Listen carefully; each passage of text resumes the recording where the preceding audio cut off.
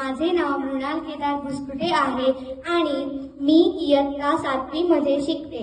आज माझ्या भाषणाचा विषय आहे country, origin, history and present. मी माझ्या भाषणासाठी भारत हा देश निवडला आहे. भारत हा जगातील सर्वात प्राचीन आणि महान संस्कृतींपैकी एक आहे. मानवी वस्तीचे पुरावे साधारण 2,50,000 वर्षांपूर्वीपासून आढळतात. सुमारे इसवी सन पूर्व 3300 ते 1300 या काळात सिंधू संस्कृतीचा उदय झाला, जी जगातील पहिल्या नागरी संस्कृतींपैकी एक होती. मोहेंजोदारो आणि हडप्पा ही या संस्कृतीतील काही प्रसिद्ध शहरे होती. भारताला इंडिया हे नाव इंडस नदीवरून मिळाले आहे, परंतु आपल्या देशाचे प्राचीन नाव भारतवर्ष आहे, जे राजा भरत यांच्या नावावरून आले आहे. वैदिक काळात वेदांचे लेखन झाले आणि भारतीय धर्म, तत्वज्ञान आणि संस्कृती यांची पायाभरणी झाली. याच काळात हिंदू धर्माचा प्रारंभ तसेच योग आणि आयुर्वेद यांचा विकास झाला. त्यानंतर महाजनपद, मौर्य, गुप्त, चोळ, सातवाहन अशा अनेक राजवटी उदयाला आल्या, ज्यांनी भारताच्या शैक्षणिक, आर्थिक आणि सांस्कृतिक विकासात महत्त्वाची भूमिका पार पाडली. मध्ययुगात भारतात अनेक परकीय आक्रमणे झाली आणि दिल्ली सल्तनत आणि मुघल साम्राज्य यासारख्या अनेक इस्लामी राजवटी उदयाला आल्या. या काळात भव्य किल्ले, मशिदी, मकबरे आणि सुंदर वास्तुशिल्पांची निर्मिती झाली.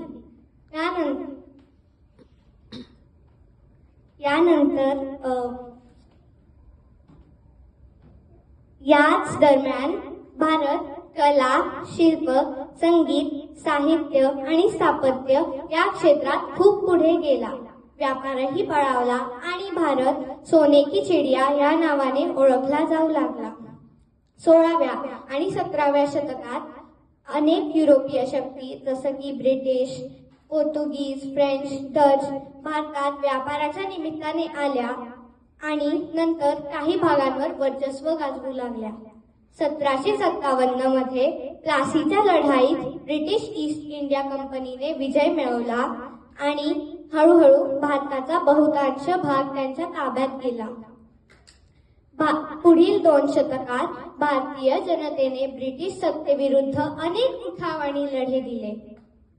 त्यात 1857चा स्वातंत्र्य संग्राम, नंतर महात्मा गांधींच्या नेतृत्वाखालील असहकार चळवळ, सत्याग्रह आणि भारत छोडो आंदोलन याचा समावेश होता. अनेक थोर नेते जसे की महात्मा गांधी, पंडित नेहरू, सुभाषचंद्र बोस, सरदार वल्लभभाई पटेल, भगतसिंग, बाळ गंगाधर टिळक यांनी भारताच्या स्वातंत्र्यासाठी आपले संपूर्ण आयुष्य समर्पित केले. अखेरीस 15 ऑगस्ट 1947 रोजी भारताला ब्रिटिश साम्राज्याविरुद्ध स्वातंत्र्य मिळाले आणि आपण एक स्वतंत्र, सार्वभौम, लोकशाही राष्ट्र झालो. आजचा भारत हा जगातील सर्वात मोठा लोकशाही देश आहे.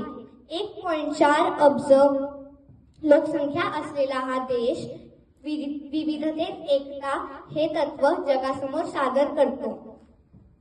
भारताने शेती, औद्योगिक उत्पादन, माहिती तंत्रज्ञान, औषध निर्मिती, अवकाश संशोधन या क्षेत्रात भरीव प्रगती केली आहे. भारतात 22 अधिकृत भाषा, शेकडो बोली भाषा आणि विविध धर्म, जाती जमातींचे लोक राहतात. येथे हिंदू, मुस्लिम, ख्रिश्चन, जैन, बौद्ध, शीख हे धर्म आनंदाने एकत्र नांदतात.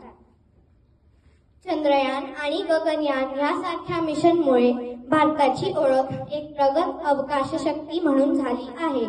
सण, परंपरा, नृत्य, संगीत, साहित्य, चित्रपट आणि आहार यामुळे यांच्यातून भारताची सांस्कृतिक समृद्धता दिसून येते.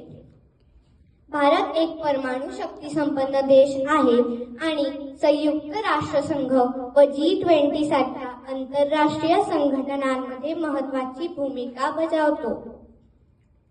जरी भारताला प्रदूषण, बेरोजगारी आणि गरिबी यासारख्या आव्हानांना सामोरे जावे लागत असले तरीही तो 21व्या शतकात एक जागतिक महासत्ता होण्याच्या दिशेने वेगाने वाटचाल करत आहे.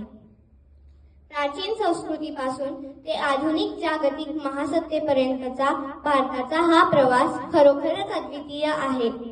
पंडित नेहरू यांनी त्यांच्या एका प्रसिद्ध भाषणात म्हटले होते, भारत आता जीवन आणि स्वातंत्र्याच्या नवप्रभातेकडे वाटचाल करेल. आजही तो नवप्रभात आपल्या मूल्यांमध्ये, प्रगतीत आणि एकतेत दिसून येतो. आपला इतिहास आपल्याला संघर्ष शिकवतो, विविधता आपल्याला एकतेचं बळ देते आणि प्रगती आपली क्षमता दाखवते. एक तरुण नागरिक म्हणून भूतकाळाचा आदर, वर्तमानाची जबाबदारी आणि भविष्याची उभारणी हे आपले कर्तव्य आहे. आता शेवटी मला माझ्या देशासाठी 2 ओळी गुणगुणाव्याशा वाटतात. सारे जहां से अच्छा हिंदुस्तान हमारा, हम बुलबुले हैं इसके, ये गुलसितां हमारा हमारा, सारे जहां से अच्छा. भारत माता की जय. जय हिंद. थँक्यू.